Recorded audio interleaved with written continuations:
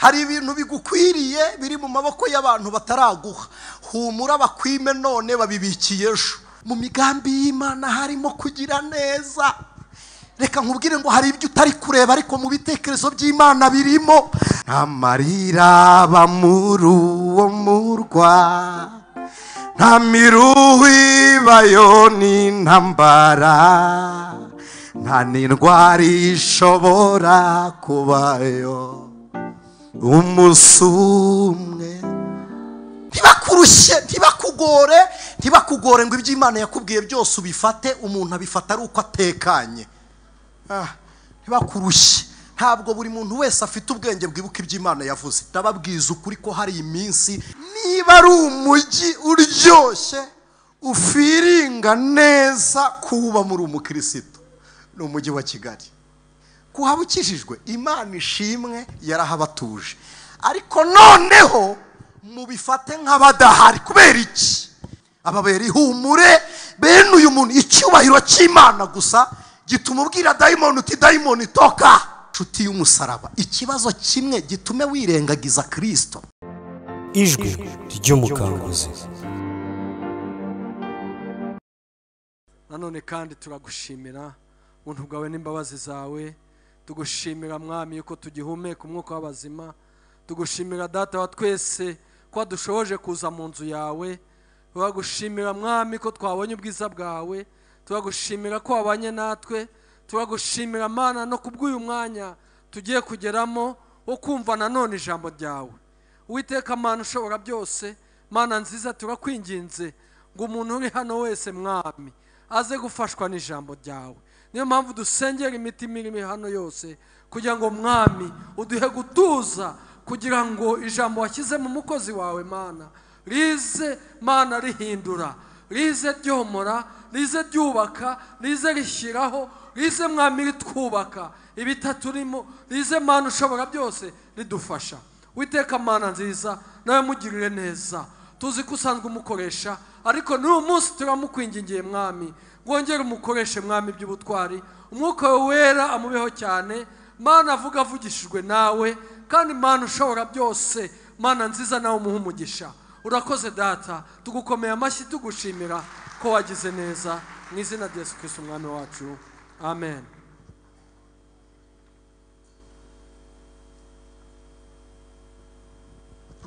Haleluya, haleluya. Mbere yo kubwira abatatuzi amazina, reka tubanze dusome ubutumwa bwiza mu gitabo cya Luka. Ubutumwa bwiza bwa Yesu Kristo bwanditswe na Luka, igice cya 24. Ubutumwa bwiza bwa Kristo Yesu bwanditswe na Luka, igice cya 24. Turaza gusoma duhereye ku murongo waho wa mbere. Ngendereyemo cyane ibi byanditswe byera, ariko cyane cyane ku murongo wa 5 n'uwa 6. Ubutumwa bwiza bwa Yesu bwanditswe na Luka, igice cya 24. Duhere ku murongo wa mbere, reka dusome. Umutwe w'ijambo haravuze ngo kuzuka kwa Yesu. Ku wa mbere w'iminsi 7 kare mu museke, bajya ku gituro bajyanye bya bihumura neza batunganije, babona igitare kibirinduye kivuye ku gituro. Binjiramo ntibasangamo intumbi y'umwami Yesu.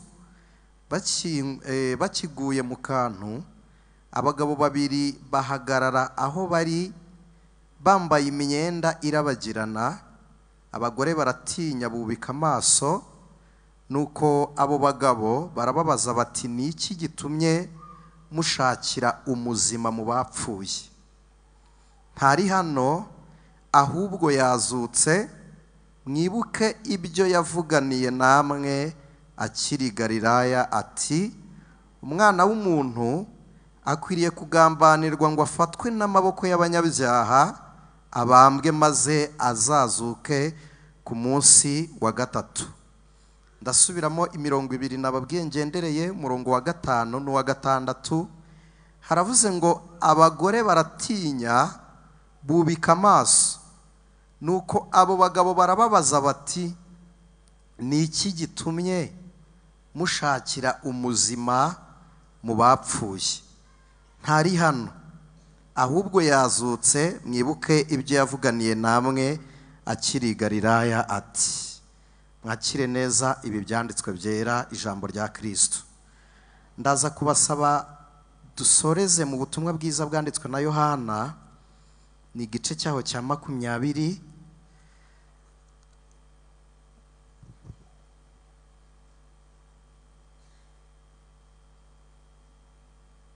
ni igice cya 20 ku murongo wa 11. Aravuze ngo nuko Mariya yari ahagaze ku gituro arira, akirira arunama, arunguruka mu gituro, abona abamarayika babiri bambaye imyenda yera bicaye, umwe ku musego n'undi ku mirambizo, aho intumbi ya Yesu yari yarashyizwe. Baramubaza bati, mugore, urarizwa n'iki? Arabasubiza ati, nuko bakuyemo umwami wanjye, nanjye sinzi aho bamushyize. Reka dusoreze hano tuganire ku ijambo ry'Imana. Abantu tutaziranye, nitwa Aniseti Niyomugabo, ndi umukristo kandi ndi umupapa, mfite madamu n'abana. Ngize umugisha wo kongera kuboneka hano, mbinezerewemo cyane kandi nshimiye Imana, by'umwihariko n'abayobozi bacu, ababyeyi bacu bemeye ko duhagarara imbere yanyu ngo tuganire ijambo ry'Imana. Imana ibaha umugisha. Ndetse namwe muteze amatwi ngo tuganire ijambo ry'Imana, Yesu abaha umugisha. Ntabwo ndi umushyitsi muri Betesida, nibwira ko nanjye ndi umwana mu rugo, ko mpungukiye kenshi kandi mpagenza igihe kitari gitoya. Ningira n'umugisha bishobora kuba atari n'ubwa nyuma. Imana ihimbazwe. Rero duherukana umwaka washize wa 2023.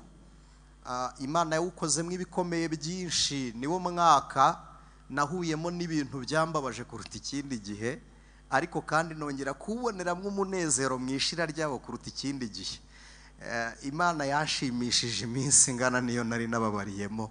Imana ishimwe. Rero reka mbabwire ngo umwaka mushya muhire. Imana ishimwe. Ndagira ngo tuganire ijambo rivuga ngo guhamya ko kuzuka kwa Kristo. Iki gitabo cya Luka, amateka ye atubwira ko Luka yari umugiriki.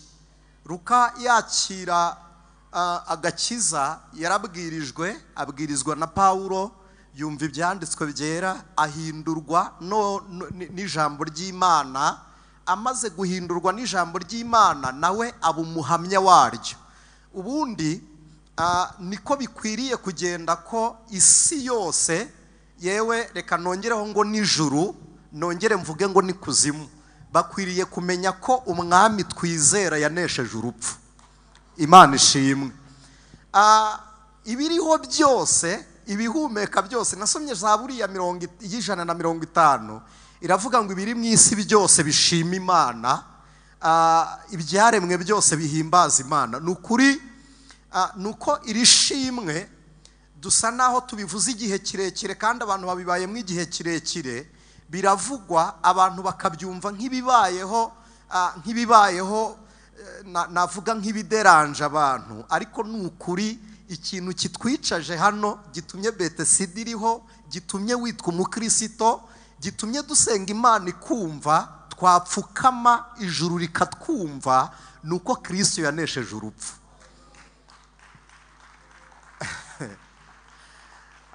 Imana ishimwe. Muririmbyi w'indirimbo ya 70 yaravuze ngo hariho abahamya b'urupfu rwa Yesu. Aravuga ngo abo nibo barungurutse mu mva igihe Yesu yamaraga kuzuka kuwe mu mva. Aravuga ngo hanyuma yagiye mu ijuru. Imana ihimbazwe. Yavuzemo igitero nkunda, aravuga ngo tuzanezerwa cyane mu ijuru. Nta yindi celebration izaba uretse iyo kwishimana n'abera banesheje urupfu.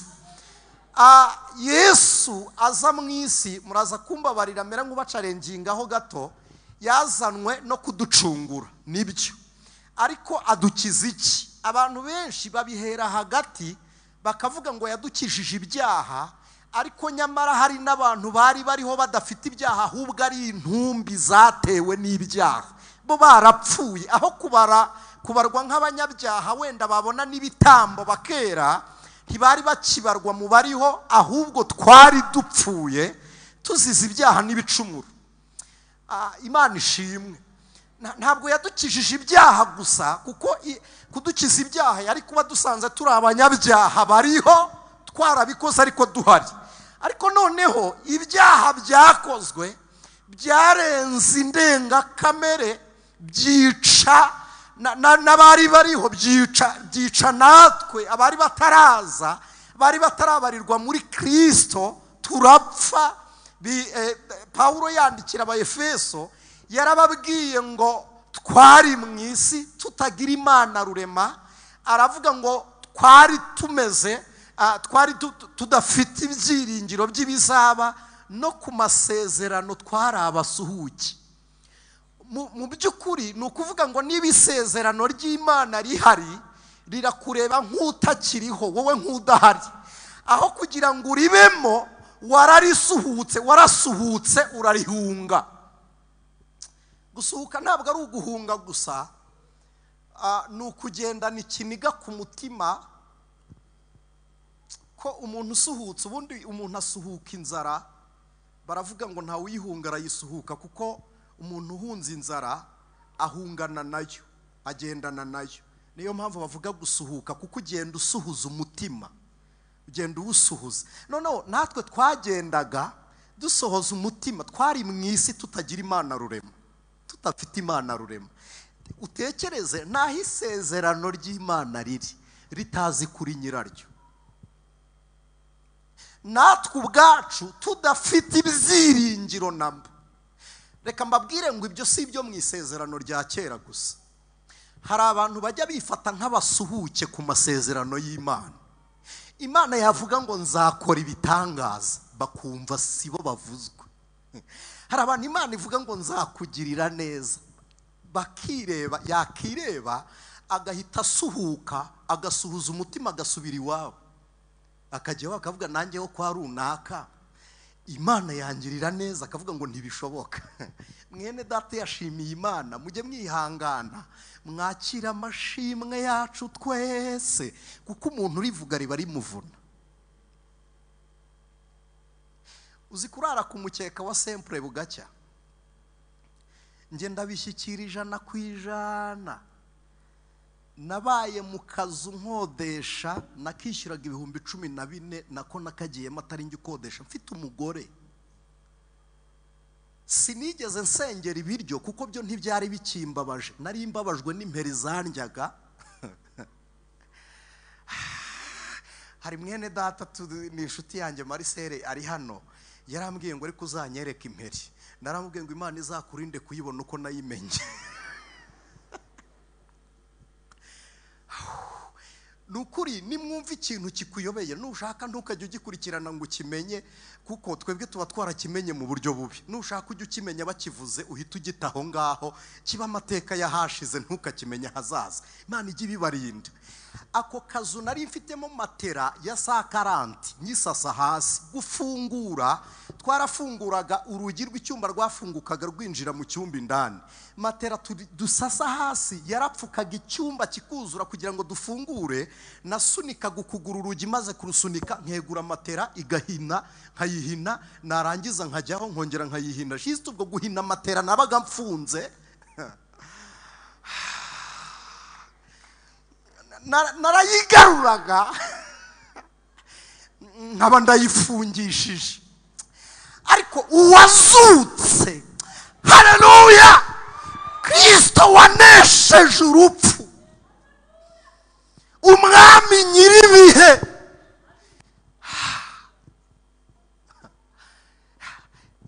Nubwo byabaga bimeze bityo, yaravugaga kandi akagambirira. Mu migambi y'Imana harimo kugira neza. Reka nkubwire ngo hari ibyo utari kureba, ariko mu bitekerezo by'Imana birimo. Hari n'ibyo utumvishe, ariko Imana yavuze. Haleluya. Ntibakurushye, ntibakugore ngo ibyo Imana yakubwiye byose ubifate. Umuntu abifata ari uko atekanye.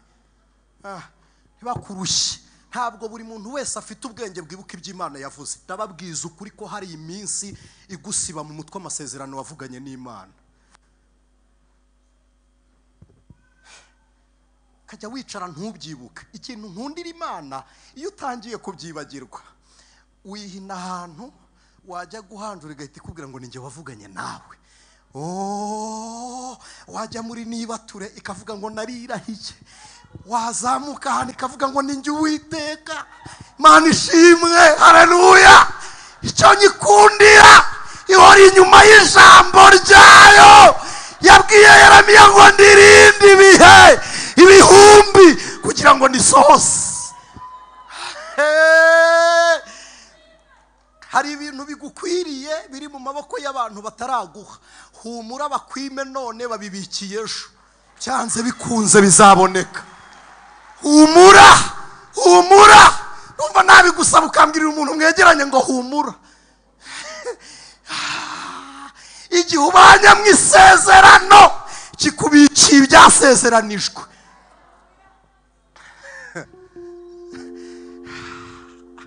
Nta marira azabayo. Nukuri nimukomere, nukuri nimukomere, mugire ihumura rigwiriye. Nta marira abayo, nta marira aba muri uwo murwa. Nta miruho ibayo n'intambara. Nta n'indwara ishobora kubayo umunsi umwe.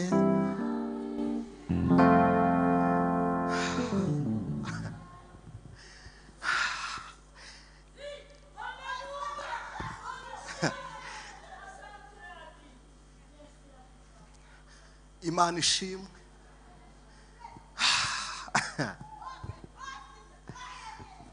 Reka mbabwire, hari igihe tujya tuba basuhuke ku masezerano, kandi mu by'ukuri pe bashumba bacu ni ukuri ari Imana ivuze. Twebwe yavuga tugahita dusuhuka.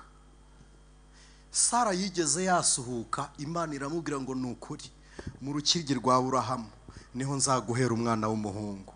Sara arasuhuka ajya kure y'isezerano, abyuka mu gitondo abwira Aburahamu, aramubwira ngo ibi bintu byihorere, reka iyo mikino twashaje, ejo iminsi iraduhitana, genda urebe Hagari. Ikintu cyantangaje, Sara yabwiye Aburahamu kujya kwa Hagari yamaze kubisaba Hagari kare. Aburahamu yinjiye, Hagari aramubwira ngo mabuja yabimbwiye ntuvunike, ntiwirirwe wirushye. Hari abantu bajya basuhuka bagasura ibihe n'amateka bikabakura mu kimana yavuze, umutima ugasuhuza umutima. Kandi reka mbabwire, ibihe bihanda umugenzi. Ibihe biragorana. Muririmbyi yaravuze ngo nyura mu misozi nkanyura mu mataba. Aravuga ngo aho hose niko hajya harushya umutima. Aravuga ngo ariko njya nsaba Uwiteka, Uwiteka nawe ntatinde kumfasha. Hari igihe uri mu gihe cyo gusaba, Imana iri mu gihe cyo kurema ibyo isubiza. Humura, ntabwo Imana yigeze iguta, ntabwo Imana yaguta. Sinzi impamvu ibyo ari byo biri kuza. Imana ntiyigeze gusiga. Ako kazu nakishyurirwaga n'umuntu arekeraho kukishyura karimwe amezi 4. Nyirinzi arampamagara ngo ntibakinyishyura. Ndambwira nti nanjye ntabwo nari mbizi. Turahura ndangije ndamureba, ndambwira nti rero wihangane, si ukugusuzugura, ariko twembi turi abagabo. Ndambwira nti abagabo bagira inshingano 3. Ndambwira nti iya mbere niyo gushakira umuryango aho kuba, iya kabiri ni iterambere, ni igitunga umuryango, ya gatatu ni iterambere ry'umuryango. Ndambwira nti nta mugabo wibura afite mugenzi we. Ndambwira nti mbera amaboko untize igihe gito. Ndambwira nti ntumparira amafaranga, ahubwo mu gihe uriho nanjye mpari, ntizamwe iminsi yo gushaka ibyawe. Arandeba arambwira ngo pastor, ngo genda Imana ukorera ngo izakunkize.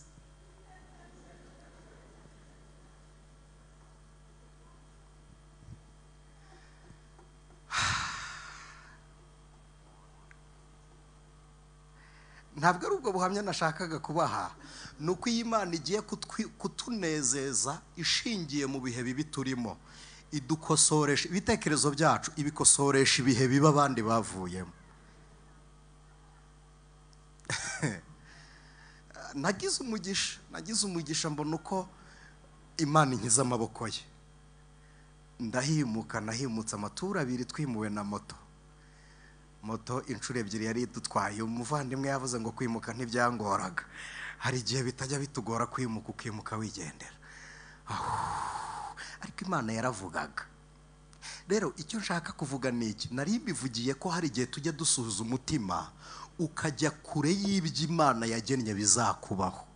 Dore igitangaza rero, iyo tumaze kubibona wanabigezeho, Imana ntishaka ngo tubyikubire tuyimigiye, ishaka ngo dusige ibyo tutari dufite igihe twabisabaga, twiyereke Imana nk'abatabigira. Imana ishimwe yabubakiye mu mujyi wa Kigali. Umujyi wa Kigali uraryoshye we, uraryoshye. Sinzi niba abantu mukunda kugenda amahanga, tunagira kirima nziza pari raporo n'indi migi, sinzi niba mubizi. None uretse na kirima, hari uburyo iyo uri mu mujyi wa Kigali wiyumva neza kuruta ahandi. Ni ukuri pe, abantu mwagenza ahandi uretse no kugenda ahandi, muzabyumve niyo muhinduye ikirere, mwinjiye mu kirere cy'igihugu cy'u Rwanda muvuye mu bindi birere, muri no mu ndege, ni ukuri wumva ibintu bitandukanye, urabyumva pe.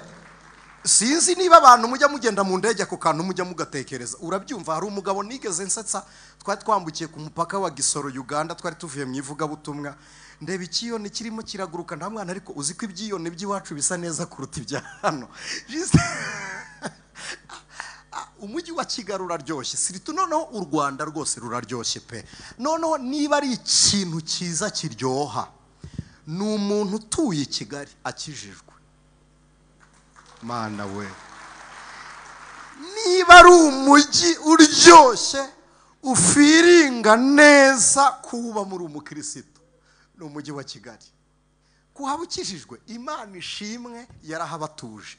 Ariko noneho mubifate nk'abadahari. Kubera iki?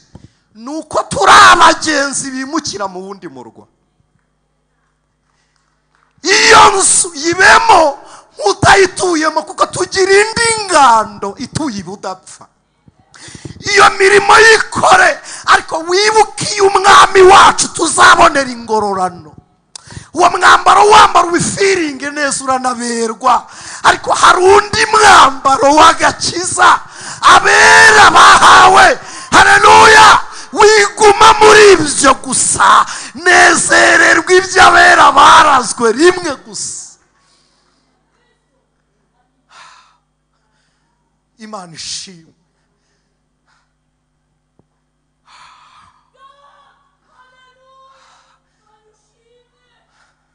Hari umudugudu maze iminsi nkurota. Hari umudugudu w'abakiranutsi. Ntarakira agakiza nigeze ndota nagiye mu ijuru. Ariko ngenda njyanywe n'abigishwa ba Kristo, ndavuga nti ndashaka ngo mumbwire aho muvuga, niba habaho ni munjyane mparebe. Ndavuga nti tugende. Turagendana turenga imisozi ibiri, tugeze ku musozi wa gatatu ndavuga nti ndabona ari kure. Sinjyayo, mfite igiterane, reka mbanze njye gusoza igiterane. Umwe aranyitegereza arambwira ngo ubwo igifite imirimo ukora, subirayo nuyirangiza uzatangira kuri uyu musozi usubireyo inyuma. Hari umudugudu abizera barazwe. Reka nihute. Bibiliya ivuga kuza kwa Kristo, simvuze kuza ko gutwara itorero, ivuga agiye kuza gucungura umuntu. Iravuga ngo yabonye ko kwitwa Imana atari ikintu cyo kugundirwa. Iri jambo nararisomye, ntabwo ari ukubirariraho ndi imbere yanyu, ndi umukristo simbabeshye. Nabumbuye Bibiliya nsoma iri jambo ngo yabonye ko kwitwa Imana atari ikintu cyo kugundirwa. Iri jambo nararisomye mara amasaha arenga 8 ndi guseka. Kwitwa Imana ngo si ikintu cyo kugundirwa. Nyine namwe nimubanze mutekereze. Hari ahantu nigeze natura, hari ahantu nari ntuye, ngiye kubona mbona umuyobozi aje kunsura arambwira ati twatekereje ko wadufasha kuyobora ukaba mutwara sibo. Ntabwo byoroshye ntabwo byoroshye mudugudu gutekereza ngo mutwara sibo. Naravuze nti vraiment hantuka, ariko noneho usanga simbyemerewe. Ndabwira ntabwo bikunda kubw'impamvu runaka, ndabasobanurira ariko ako ntikari koroshye. Renga kuri mutwara sibo ube mudugudu, rengaho nta rwego rusuzuguritse rubaho, harenge gato uzamuke. Nibura ujye kwa executive w'akagari, harenga ujye mu karere, rengayo ujye nibura mu ntara, rengaho uzamuke, jya basi mu nteko, jya muri ministeri, urebe iyo myanya. Ni ukuri ntibyoroshye.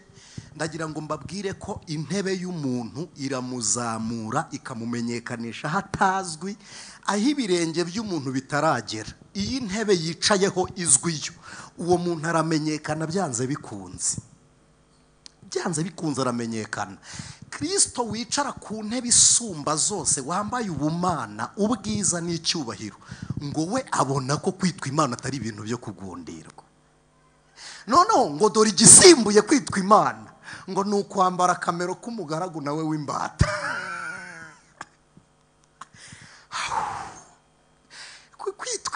Dore ikibisimbuye ngo ni ukwambara akamero k'umugaragu, akaba umugaragu nawe w'imbata. Noneho ngo akemera no gupfa urupfu rw'ibivume. Umva amahitamo. Sinzi niba ibi bintu mubyumva nkuko ndi kubyumva. Umva amahitamo yo kureka kwitwa Imana. Kandi mbabwije ukuri, icyubahiro kiraryoha. Icyubahiro kiraryoha. Niba hari ikintu kiryoha ni icyubahiro. Niyo mpamvu Imana yarakihariye iravuga ngo hazubahwa uwo nagihaye. Yesu yarabivuze aravuga ngo umuntu nankorera ankurikire, kuko umuntu naza aho ndi data azamuha iki? Icyubahiro. Isi ifite abantu yubaha, n'ijuru rikagira abantu Imana iha icyubahiro, ukicara mu cyubahiro cy'ubumana. Imana ijya ibikora, Imana ishimwe. Kandi umuntu Imana yahaye icyubahiro abera abandi ihumure, ababera ihumure. Bene uyu muntu icyubahiro cy'Imana gusa gituma ubwira dayimoni uti dayimoni toka. Icyubahiro cy'Imana gituma ubwira Satani uti ndagutegetse. Satani akabyumvira mu cyubahiro wambaye cya Kristo, akagenda nta uhinda iminsi, ubwira igihe ukakibwira uti hinduka. Eliya yambaye icyubahiro cy'Imana ari umusuhuke, arangije ahamagara imvura, arayibwira iti wa mvura we uteye umuhimbo kwa Ahabu, none bitumye batuka Imana, ndaguhagaritse. Imvura yumvise ko umuntu yihagaritse yambaye icyubahiro cy'Imana, iravuga ngo simanuka sinjya kugwa. Ariko ngo yabonye ko kwitwa Imana atari ikintu cyo kugundirwa. Nakuruye iri jambo ndisanisha n'imyitwarire y'abatambyi bo mu isezerano rya kera. Ndeba uburyo Yesu yababwiye ngo mwakabimenye ko ndi umwana w'Imana. Umutambyi aravuga ngo ntitugishaka ibindi birego, nimuhere kuri icyo ngicyo, nta bandi bahamya dushaka kumumanika. Kristo Yesu nkunda yatwinjiriye ahari hagoranye, ahari hakomeye kuruta abandi. Ahandi niho yatugiriye, arangije ahatsindira byose byari kuduhagarika umutima. Imana ishimwe. Nkunda uburyo abatambyi bahambere bajyaga batambamo ibitambo, umuntu yakubita hasi intama, Imana igahita imubaraho urubanza rw'intama kubise hasi, kandi Imana yishakamo igitambo ngo ibabarire abantu ibyaha. Intama yayikoza hasi gusa bagahita bamwandikaho icyaha cyo guhohotera intama. Undi yayifata yayica ijosi ayicinja ngo amaraso aboneke, agahita agibwaho n'urubanza rwo kumena amaraso. Hakaba hasigaye undi mutambyi utigeze ukubita intama hasi, utigeze umena amaraso, udafite icyaha nawe ubwo, ariko kandi akabanza kwitambira ibitambo by'ibyaha, yarangiza agatamba igitambo, cya gitambo kigahanagura bya byaha by'abambere bari babanje gukubita hasi. Aya maraso y'ibitambo ubwayo yanduzaga, mu mbabarire, yanduzaga mbere y'uko umuriro waka, mbere y'uko igica igicaniro gikongora igitambo, mbere yuko igitambo gikongoka ngo gishye, aya maraso y'ibitambo yabanzaga ubwayo gushyira urubanza ku batambyi bagiye gutambira abandi, nabo ubwabo bakabanza gutambira ibyaha byabo. Ni abatambyi batahagararaga iteka, ariko Yesu amanutse kugira ngo aneshe urupfu, aravuga ngo sinsinda urupfu naje kwica, nta ntama ndi bukubite hasi, sindi bwica imfizi. Aravuga ngo amaraso yamenwe arahagije, yose ndayakosoza kumena yanjye.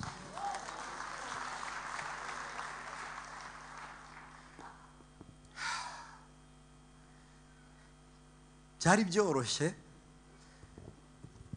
byoroshye ndetse cyane ko nawe aba umutambyi nyine agatamba ibindi bitambo, ariko yaravuze ngo intama nizitekane, ibisa n'ibitekane, amaraso yanyu nayo nayo mu isi. Aravuga ngo njyewe ubwanjye nditambira.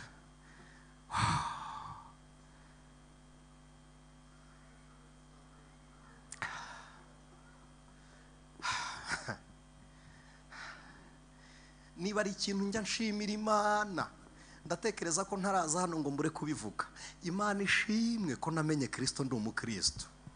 Imana ishimwe. Ngera mu rusengero bwa mbere, dore wanjyanye iyo nguriye marisegera gutya. Imana imuha umugisha. Nta wundi njya ntekereza mu isi wazampa umurage nk'uwo yampaye. Tekereza ko nta nundi uhari, kuko mu isi nta kintu kihaba ntaratungaho, kereka hari wenda ubwato n'indege. Sinzi ko hari ikindi cyanezeza nko kuba mu rugo rwa data. Uru rugo turimo kugira ngo tugere hano mu rusengero, nyir'uru rugo, aka kantu ndagakunda kuri Kristo, yaritanze. Kwitanga kwe ni igisobanuro kivuze ngo ibitambo mwatambiwe byanizwe n'urupfu, imirimo yabyo ntihoraho. Noneho we kwitamba ni igisobanuro kivuze ngo urupfu rwaheranye abandi ndarusuzuguye, n'initanga ndarwinjiramo sohoke. Ubwabyo Kristo kwiyemeza kuba igitambo egari gusuzugura urupfu. Noneho kunyura mu rupfu akazuka nicyo gisobanuro kivuga ngo ni Uwiteka. Nicyo gisobanuro kivuga ngo niwe Uwiteka. Kubera iki? Nuko ibyica abandi yabinyuzemo abaho. Ntidutegereze izindi mbaraga zizamufata, rekeraho kumushakira hirya mu barozi ngo bazatuma ngo isezerano ridasohora. Ubundi reka mbabwire, umurozi mubi, mu mbabarire ntabwo mbabwiye nabi, umurozi mubi ni ibitekerezo bitizera. Niwe murozi mubi, kuko ibitekerezo byizeye byahindutse bisohoka no muri ya nzu bakuboheyemo, hamwe bayisha amafoto ngo n'utwenda twahe. Ibi iyo wizeye urahasohoka kandi neza, bidasabye andi maboko, kuko ayasohotse mu rupfu ayo ngayo iyo ari muri twebwe. Ibirenge bya Kristo byasohotse mu rupfu byemye, n'ibyo abizera Yesu bijya bisohoka. Urasohoka ugatambagira. Nkunda ukuntu yazuye abari bapfuye, n'umujura wari wabambwe iburyo bwe arazuka nawe atambagira i Yerusalemu, nta na complex afite.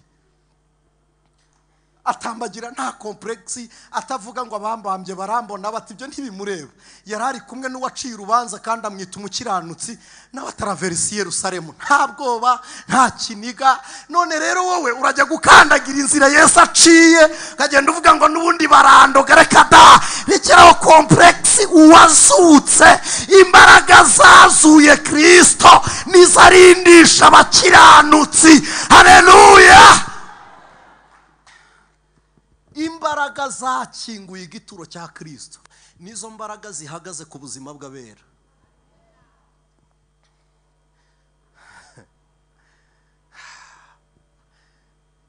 Imana ishimwe. Uwo munsi munsi hazazurwa bapfiriye muri we, bave mu bituro nk'umucunguzi, bazahurira mu ijuru n'abazaba bariyo, nzaba mpari nanjye sinzaburayo, ubwo azahamagara amazina yabe bose mu gitabo cy'ubugingo, ziko nzumva izina ryanjye nkitaba.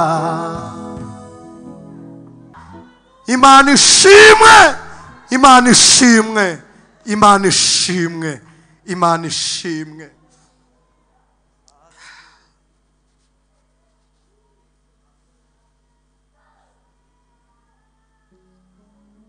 Yesu ndikwerekera ku musozo, aramanuka arabanza arigisha, yigisha abigishwa be, ahamagara abigishwa 70, arukiritamo n'inshuti, hazamwe abagore benshi bakunda Yesu nk'uko namwe mumukunda.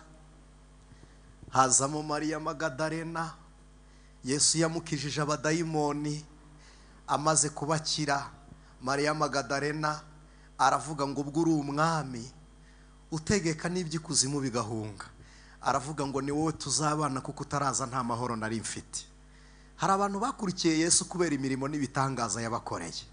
Imana ihimbazwe. Mariya Magadalena umugabo we yari igisonga cyo kwa Herode, mutagira ngo yari yoroshye no ku ngoma yari iriho, ntabwo yari yoroshye. Mariya Magadalena aravuga ngo kubw'iyo mpamvu zajya mbagaburira, nzajya mbatekera, kandi n'abigishwa nibakenera gufura mujye mugenda mubwirize muze mbafurira. Hari abagore biyemeje kubana na Kristo. Hazamo Sarume, nyina wa Yakobo, ari nawe nyina wa Yohana, agendana na Yesu ku buryo yamutonyeho, aranamwegera aravuga ngo ndakwinginza abahungu banje, urabona muregeranye, nta kindi kibazo mugirana, mu bwami bwawe ndabizi ko uri umwami, ubwami uzabubona, umwe wamushyize iburyo undi ukamushyira ibumoso. Yesu aravuga ngo ibyo si ibyanjye kubigena, reka nihute. Hazamo nyina wa Mariko, nawe yitwaga Mariya, arangije aravuga ati njyewe nemeye no kubaha icyumba, nimukenera gusenga mujye muza musengera iwanjye. Habamwe abantu bitanze, babana na Yesu, batanga n'ibyo bafite, bakorana na Kristo. Abigishwa Petero asiga ubwato. Hari abantu bajya bagira ngo ababigishwa ba Kristo Yesu yabahamagaye ntacyo bafite cyo gukora. Oya, barakoraga, bari n'abagabo basobanutse, basiga ubwato. Petero araza akurikira Yesu. Uwitwa Toma yari umwubatsi na Andre, araza akurikira Yesu. Simpatinda, aba bagabo baraza bose bamaze gukurikira Yesu. Yesu atangira kuvuga iby'urupfu, bakimwegereye bari kumwe nawe. Petero yumva biramurya mu matwi, aravuga ati uyu mugabo uri kuvuga ibyo gupfa, ko twamwizeye tukabona ibitangaza bimwerekana ko ari Mesiya, kandi tuzi ko Mesiya atazapfa. Petero aravuga ati kugira ngo uzapfe kandi uri ingenzi kuri twebwe, ngewe nakwemera no kwitanga ngapfa ku bwawe. Petero aravuga ati humura, niba hari urupfu uri gutinya ntawe uzakwica ataranyica. Aba bagabo ndabakunda kweli, bariyemeje biyemeza gukorana na Kristo. Petero aravuga ngo humura, niba yaramubonye akabona atinya urupfu, aravuga ati humura, ntawe uzakwica turi kumwe. Nkunda Petero ukuntu yiyemeje ari ku musozi wa Elayono, abona Mose na Eliya na Mose. Luka yandika yaravuze ngo bari baje kubwira Yesu iby'umubabaro azababarira i Yerusalemu. Petero arebye amenya Eliya, akurikije ibyo avuze amenya na Mose, aramubwira ngo reka duce ingando. Ashaka kugumana na Mose na Eliya kuko ntiyarazi ubwiza bwaho bajya. We yumvaga baca ingando bakaguma aho ngaho, kandi ubu bwami bwari kuba bukomeye, buyobowe na Kristo, bufite Mose nk'umutware ukagira Eliya nk'umuhanuzi. Ubu bwami ntibwari bworoshye. Petero abona Yesu ntabyitayeho. Hari ibintu Yesu ajya yirengagiza kugira ngo asohoze ibindi.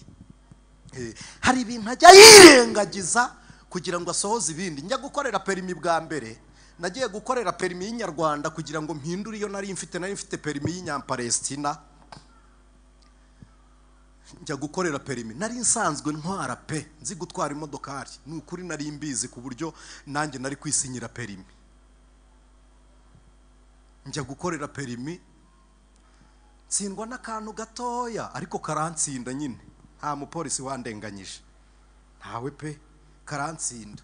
Noneho nari mfite kode ebyiri, ndongera njya gukorera perimi, ndiyegamirira ngeze kuri demarage nyiparika hafi aho. Nyiparika ntaragera y'umupolisi arandeba arambwira ngo pastor kuki untengushye koko. Ndamwani nuko bigenze sinzi byari byo.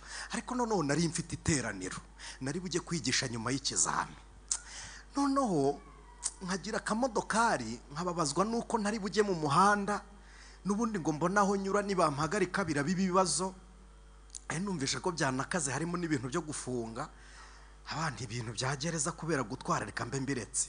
Noneho ngiye mu rusengero rero, Satani arambwira ati wowe urahagarara uvuga Imana y'ibitangaza, yananiwe no gufata ukuguru kwawe ngo wakisere rugereyo imodokari wari uyizi. Hari ibintu Kristo ajya ahagarika, ari utuntu toto mu buzima bwacu akabihagarika kugira ngo akomeze ibindi biri imbere. Ari ibintu ajya ahagarika. Nasomye ijambo ry'Imana ndarikunda, rirambwira ngo igishyitse gishyitse, bya bindi bidashyitse byose bikurwaho. Hari umugabo witwa Filipo, ndamuvuza ariko nawe yatanze ubwo buhamya buri kuri social media, n'inshuti yaje.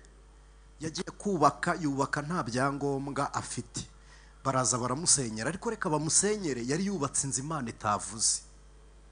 Bamaze kumusenyera aragenda aza, tujyana gusenga ahantu mu gashyamba, turapfukama, ararira abwira Imana ngo wansenyeye ni wowe uti, kandi ni wowe ushyira ikuzimu ugakurayo. Hari abarokore bagira amagambo ashaririye kubera situwasiyo. Abwira Imana ngo ikuzimu wanjyanye harandemerereye. Uti ikuzimu wanshyizeho hararemereye. Ngiye kubona mbona Imana izanye umuntu ntago twari tumuzi mu by'ukuri, niba yararagiye simbizi, ntitwibutse no kumubaza amagenzi ye. Araza arangije aravuga ngo wa mugabo we, simpanura, nta nubwo nje gusengana namwe, ahubwo narindi hano numva amagambo uri kuvuga. Arambwira ngo ndagira ngo nkubwire ko Imana idatewe isoni n'akazu k'amafuti basenye, ahubwo uterwa isoni nuko udafite amagambo yo guhamya Imana kandi ukiriho basenye inkarakara. Arangije arambwira ati se niba basenye inkarakara ukabura ibyiringiro,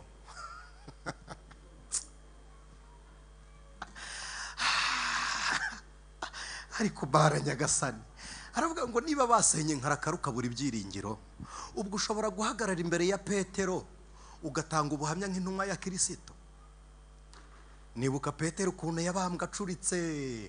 Hari abantu njya nibuka, Bibiliya iravuga ngo ubwo tugoswe n'igicucu cy'abahamya bangana batyo, hari igihe njya gutaka ngahita nibuka ko Yoba ashobora kuba ari kubyumva ngaceceka. Havuga nubwo abahamya bahari reka mbe ntuje ndeke kuvuga menshi. Nageragezwa, naba ndi kugeragezwa ngahita mvuga nti ndavuga iki? Na Barutimayi bakuyeho uruhu bakamushishura bakamumanika asize umunyu, ndavuga nti ndavuga iki? Nkumva mpise nkomera ngakomezwa n'igicucu cy'abahamya bangana batyo. Avuga ni Mana ntuze kunyumvaho amagambo y'urugomo. Noneho bukeye umugabo Imana iramubwira ngo ninjye wayisenye kuko wubatse iyo ntashakaga, unabikora mu buryo ntashakaga. Yabonye amafaranga hano hirya rwose irugarika, bwarakeye baramuhamagara bamubwira ati isambu yawe rero twabonye harimo network, ubu twashyiramo umunara. Bamuyorera amafaranga, arampamagara arambwira ati ka kazu nari ngiye kubaka n'ubundi nari kukisenyera. Ati ninjye wari kugakuraho kuko nakubatse ntayo mfite, ariko ubu uyu munsi arahari. Reka mbabwire, niba Kristo Yesu, niba ibyiringiro mufite, nababwiye kumuhamya ko kuzuka kwa Kristo, niba ibyiringiro byanyu muri Kristo Yesu mubikura mu muzuko, nimukomere mwirengagije ibyo mufite byapfuye, nabyo mu mpinduka zo kuzuka kwabyo harimo iby'Imana izakomeza.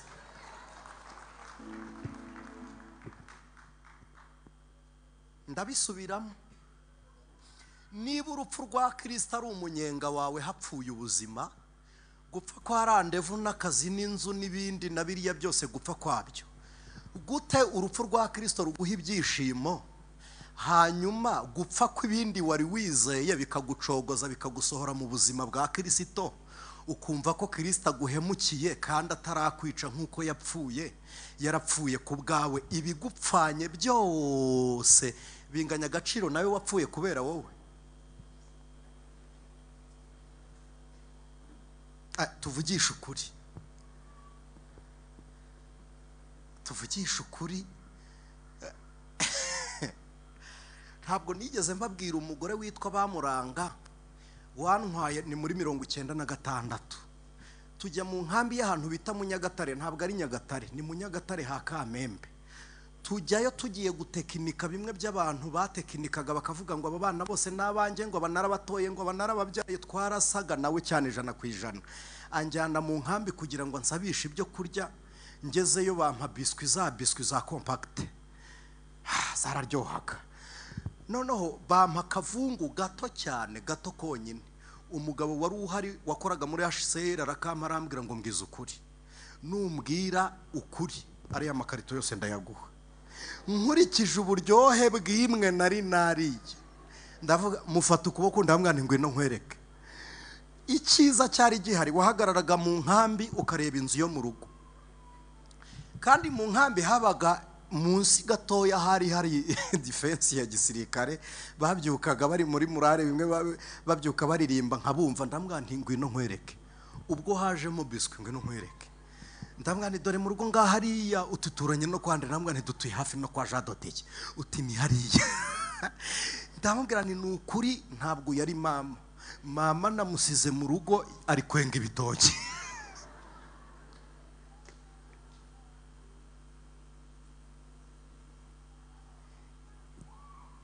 Rantiye n'ibishyimbo by'amabenga, wenda hari ababizi. N'ibishyimbo by'amabenga Bamuranga yari bufate, mbizibiranye uwo munsi andyamisha munsi y'inkambi ya gisirikare. Yarankubise n'uyu munsi sinjya mbyibagirwa. Ampoya ko kantu gatoya nishe gusa akamisiyo ke yari afite konyine. Ako konyine gusa ko kubeshya, kandi burya nari nanavuze ukuri. Ntabwo nari mbeshye ko ntiyari mama, kandi wacu hari hafi aho. None mureke mbabwire, ubu tumere nk'ab'Igibiyoni, natwe tuzi imbere y'Imana nk'abiyoberanya, tuyibwire ngo imitsima yaragwengeye yaguye uruhumbu. Uyereke ibitagenda usize ibigenda. Tuvugisha ukuri.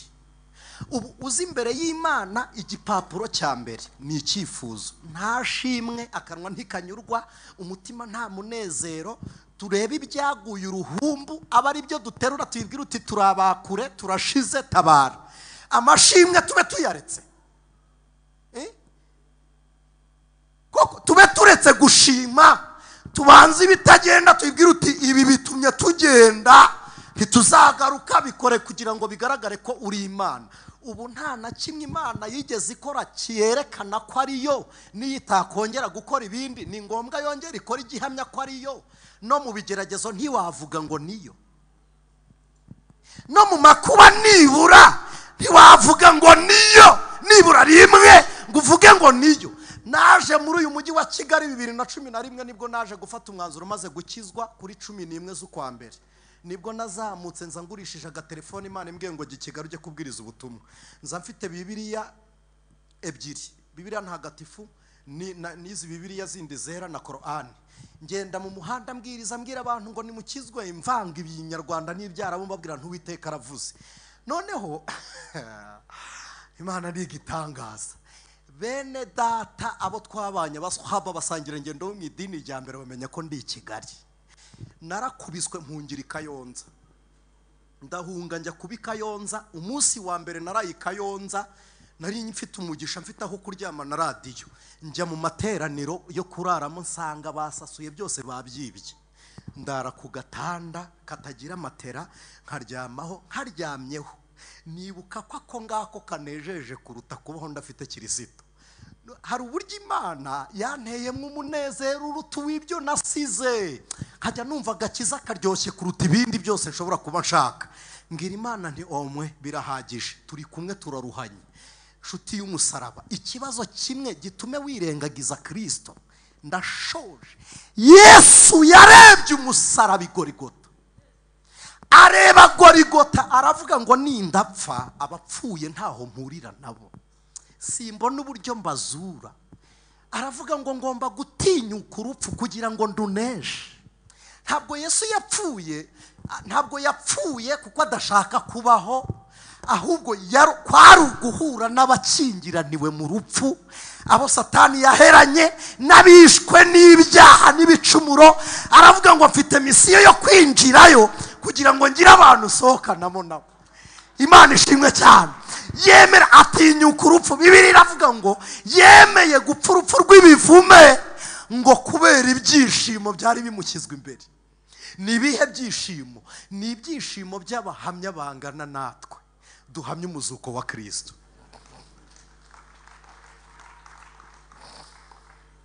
Ndi kwiga misiyoloji. Hari umugabo witwa Daniyeli, ni umuyuda. Twari kumwe turi kumva ya Yesu. Mpageze banyitaga Junior, narakana muri bo nyine bose, narakana kuri bo. Mpageze nabwo ni mu nkomera amashyi mumfashe sirimbe, nejejwe nuko igituro cya Kristo kirangaye. Bakoma amashyi, ndasirimba numva ndanezerewe. Ngeze kumva ya Kristo irangaye, izindi mva zifunze na bene zo bakizirimo.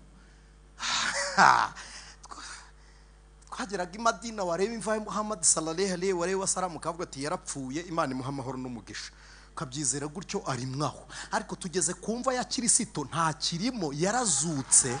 Ndangije numva nishimwe rikomeye, ndababwira nti nimukoma amashyi nsirimbe. Barankundaga cyane, abagabo twiganaga barankundaga, bakoma amashyi, ndasirimba, barabiseka cyane. Daniel amfata ukuboko, arambwira ngo urakoze, ngo urinejeje. Ndamwana ndinejeje. Ngo nta bundi buryo ufite washimira mu Imana? Ndambura ibiganza ndapfukama, ngira gute? Arambwira ngo urakoze. Arambwira ngo kuba imva ya Yesu irangaye ngo si cyo gisobanuro cy'umuzuko wa Kristo. Ndavana dore kandi arambwira ngo igisobanuro cy'umuzuko wa Kristo ntabwo ari uko imva irangaye. Arambwira ngo igisobanuro cy'uko Yesu ari muzima nuko agutwara agakorera muri wowe. Ngo igihe cyose uzabaho udafite Kristo muri wowe, ujye umenya ko agipfuye.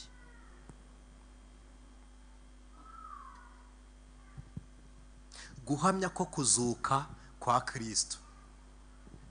Yesu uramwumva? Yesu uramwumva? Yesu uramwumva? Hari agakorase twajyaga tuvuga ngo ndamwumva mu mutwe, ngo ndamwumva mu gituza, ngo ndamwumva mu maguru, ngo ndetse no mu birenge. Ahayoboye ati, aho yafashe muri ubwo bwami bwe, ubwo ariho umwumva, ubwo arahari. Ahatwaye ati, ageze mu gituro, Bibiliya iravuga ngo isaha nk'esheshatu, ubwo ni saa sita, ngo habaye ubwira kabiri, izuba rirahagarara, ngo haba igishyitsi, ngo ibituro birakinguka, ibitare birameneka. Abari bakingiranwe bamenya ko umwami w'abami agize ubutware ku rupfu. Imana ishimwe. Bamenya ko Kristo ahari. Ngo abera barazuka, ngo babonekera abantu mu murwa w'i Yerusalemu. Ngo umwenda ukingiriza hera, umwenda wakingirizaga hera, ngo utabukamo kabiri, ngo here hejuru, ngo utabukamo kabiri, ahera hahera umucyo wa hera. Imana ifite uburyo yikoreye ibyayo ahari umucyo wayo kugira ngo bose babone umucyo w'itangaza. Isi yarabanje irijima idafite umucyo. Umucyo wa hera iratabura, iravuga ngo no mu gihe cy'umwijima wanyu nzaba ndi umucyo muri mwebwe. Itaburamo kabisi. Imana ishimwe. Bibiliya igerekaho ngo kugira ngo buri wese yigerereyo. Ndagira ngo dusengane Imana. Niba mu mutima wawe wagirira ishyaka rivuga ngo baho uri muzima muri njyewe,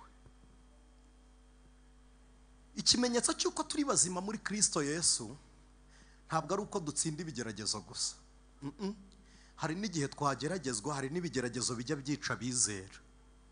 Ntimwemera ko hari intambara zica bizera? None se Stefano yishwe n'iki? Abigishwa ba Kristo se bazize iki? Hari igihe dushobora kubigwamo, ariko kandi igisobanuro cy'agakiza nuko twishima mu gihe cy'amakuba, tukanesha isi mu gihe isi dukeneye ntitubone nk'abayo, ijuru rikatwishimira dutuye inaha. Igisobanuro cy'ubwami bwa Kristo nuko wumva unyotewe n'ijuru, ikibi cyaza ngo ugikore ukumva si wowe kigenewe, ibinezeza abandi ari bibi ukumva si ibyawe, waba uri mu ibanga aho abantu batareba ugaterwa isoni n'ibyaha, guhemuka ukumva si umurage wawe, agakiza gafite ibintu katwangira. Iyo Kristo ari muzima muri twe, ijisho rya Kristo riri muri twe ritobora ibihe. Waba uri mu makuba ukabona ubutabazi bw'Imana, n'igihe wabuze ihirwe mu isi. Muririmbyi w'125 yavuze ngo naho ndiho, naho napfa, ziko nkundwa n'Uwiteka. Umuntu ufite umuzuko wa Kristo muri we atinyuka ibihe n'amakuba, ibihe by'intambara ntibimucogoza, nta bintu bimukura ku mwami, nta bihe bikwibagiza Kristo, nta bihari ntabyo. Muririmbyi w'108 yaravuze ngo ibyino mu isi ndabihinyuye, aravuga ngo sigaye nifuza ibyo mu ijuru. Yarahamije aravuga ngo icyatumye apfa yasize njyewe nabuzwa n'iki, nabuzwa n'iki. Hari ibyo wasabaga Imana, n'ukuri Imana irabitanga, ariko ndakwinginze banze imibereho mizima ya Kristo muri wowe. Imana irabitanga, n'ukuri Imana yacu ikiza indwara. Ndi umuhamya muri mwe, yanyijije kanseri. Imana ikiza inzara, ndi umuhamya, nanjye ndarya. Imana irabikora, Imana ikora ibitangaza, ndi umuhamya wabyo, ndi umuhamya wabyo. N'ukuri ndi umuhamya, kandi nawe ufite ubuhamya, ariko ikirenze kuri icyo, hamya kuzuka kwa Kristo, hamya kuzuka kwa Kristo, hamya kuzuka kwa Kristo. No mu gihe uri kugeragezwa, ubwira ibihe ubibwire ngo uzakurwaho n'ibindi. Bwira ibihe ngo warantunguye uza, nawe uzatungurwa nuko ugiye. Bakristo ba Betesida, reka mbabwize ukuri ndi imbere yanyu, uretse umwana w'umuntu ujya upfa kugerageza kugora Imana ho gatoya. Iyo Imana ivuze, umuntu niwe ujya ugorana gato, ariko iyo Imana ibwiye ibihe ntibijya bigorana. Ibihe bikuri imbere humura, byo byumvira Imana kuruta kuyumvira. Humura nibibwira ngo hinduka bizahinduka. Humura, wihagarika umutima. Hagorana twebwe naho ibihe biroroha. Niba Imana yashobora kuguhindura urumva ibihe bigoranye, nta gihe saa 6 irarwana na saa 7 ibwire ngo ndatinda. Reka ta, ntibibaho. Igitondo ntikiraburana nijoro kibwira ngo vaho. Ijoro rirabizi ko rigira igihe cyaryo, n'icyo gihe kikuriho kizi ko gifite icyagenwe, kizi ko hari kizagisimbura. Ariko noneho garagaza guhamya ko kuzuka kwa Kristo. Nibura niba uri muri office, umuntu nakureba kubonemo Yesu muzima. Niba uri mu modoka rugenda, umuntu akubonemo Yesu muzima. Muri quartier nibura bakubonemo Yesu muzima. Apana Yesu wo kumunwa. N'ukuri mbabwije ukuri, umuntu ufite umuzuko wa Kristo Yesu uramumenya atanavuze, uramureba ukavuga ngo uyu muntu ni umukristo. Abigishwa bageze Antiyokiya babarebye baravuga ngo abo bagabo ni aba Kristo, kugenda no kwitwararika gusa. Yesu arahumura, Yesu arahumura, ahumura ku bantu. Umuntu yakandagira ukumva ni uwa Kristo, yavuga ukavuga ngo nubwo ari hano ari gukora, ariko uyu muntu ni uwa Kristo. Yesu agaragarire muri wowe, atwarire muri wowe. Mariya Magadalena yaribeshye ajya kumushakira aho bamushyinguye. Agezeyo ngo abona igitare kirahirimye, yikorera amaboko aravuga ngo narinzanye ibihumura nibura ngo mbihashyire. Yesu ataza kuba ari kunukira mu mwanya ndi buhamare nibura ibihumura bitume sport umunuko. Harabitwaza ibihumura baje gushaka Yesu, bakavuga ngo nibura ibi naba bikoze mbe mpumurirwa iminsi mibi yegeye ku ruhande. ariko ntakangwa n'ibinuka. Atekereza ko Yesu wajya kwa Lazaro ntiyigeze atwara ibihumura, ariko Mariya wagiye kumureba yarabyikoreye. Aravuga ngo ashobora kuba nuka iminsi 3 ni myinshi. Yesu azi wawe nta bihumura yaje azanye. Yaje mu kigeragezo cyawe, aza mu bibazo byawe nta bihumura. Yagiye kwa Lazaro nta bihumura, Mariya aramubwira ngo ntuhegere haranuka. Yesu aramubwira ngo izere, arazuka. Aramubwira ngo ndabizi ko azazuka ku muzuko w'abapfuye, ariko wijyayo n'abayuda barakureba utaza gukorwa n'isoni. Shimiye Yesu waje kwa Budurukarimu atitaye ngo isoni ziramukora. Yarazi uwondi we, azi neza ko ataragerageza ngo atsindwe, ntararwana ngo aneshwe, ntaragenda ngo aburi yajya, ntaratinda ngo ni Kristo uza nta bihumura. Ndamukunda, yaje mu bukwe bw'Ikana nta kibindi, ariko azi neza ko hasanze abanywi banyotewe kandi azanye abatari batashye ubukwe. Aza nta kibindi. Ni igitangaza kwinjira mu bukwe. Ni ukuri ntibari bakeneye abatumirwa, bari bakeneye icyo kunywa, kuko abatumirwa bari bahari, ikitari gihari ni icyo kunywa. Azana abandi, ntabwo ati tugende. Aza nta vina hageze atuburiye hasanze.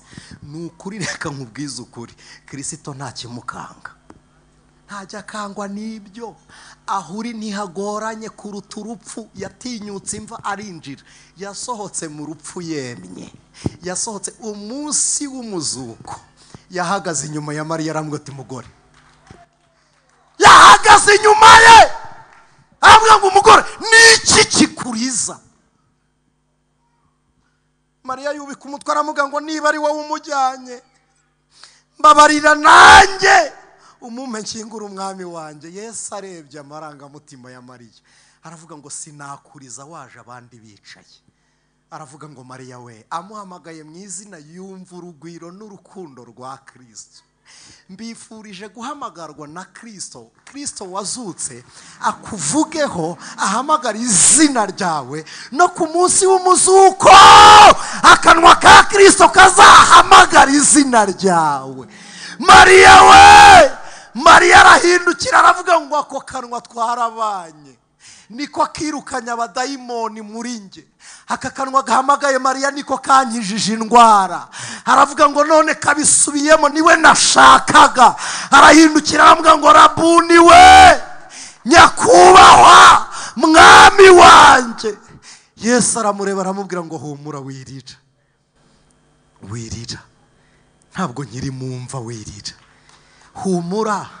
Twajyaga guhura n'amakuba iyo twizera uwapfuye akagumayo, ariko humura yarazutse. Ubwira nta kingiranwe ariho, arumva, yanesheje urupfu. Abwira Mariya ngo irukanka ndagusangayo, ugenda ubwira abandi nkuru ubonye. Genda ubabwire ko ndi muzima. Ageze yabibwiye Toma, Toma aravuga ati oya. Agihakana Yesu arahagera. Toma aramubwira ngo ndabizi ko abantu bashobora gusa, reka ndebe inkovu. Arazimwereka. Toma aramubwira ngo sinshobora kubyemera, zana nkoreho numve ko atari inkovu z'indemano. Akozeho yumva ni Kristo arikanga, aravuga ngo ni wowe unesheje urupfu. Imbere y'abahamya benshi, abahakanye imirimo y'Imana bahure n'umuzuko wa Kristo muri wowe, bahamye ko umwami wizera ari muzima. Ndagira ngo mbinginge mwegere ejuru, reka mbinginge mwegere ejuru, reka mbinginge mwegere ejuru, ndagira ngo mbinginge mwegere ejuru. Ijwi ry'umukanguzi.